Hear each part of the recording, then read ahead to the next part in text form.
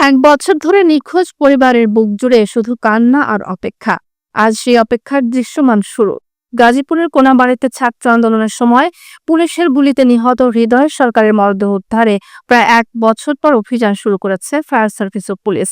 2024 সালের 5ই আগস্ট বৈষম্য বিরোধী ছাত্র আন্দোলনে যোগ দিয়ে পুলিশের গুলিতে প্রাণ হারান এই তরুণ।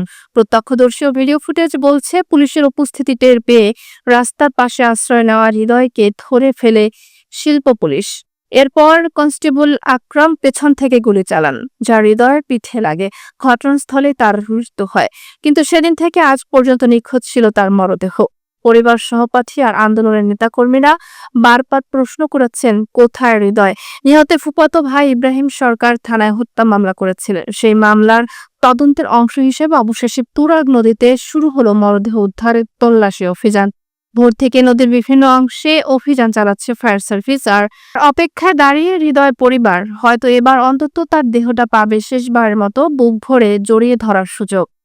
বৈষম্য বিরোধী ছাত্র আন্দোলনের নেতাকর্মীরা বলছেন, শুধু মরদেহ নয়, চাই বিচার। এই হত্যাকাণ্ডের দায়ে জড়িতদের দ্রুত গ্রেপ্তার ও দৃষ্টান্তমূলক শাস্তি নিশ্চিত করার দাবি জানিয়েছেন।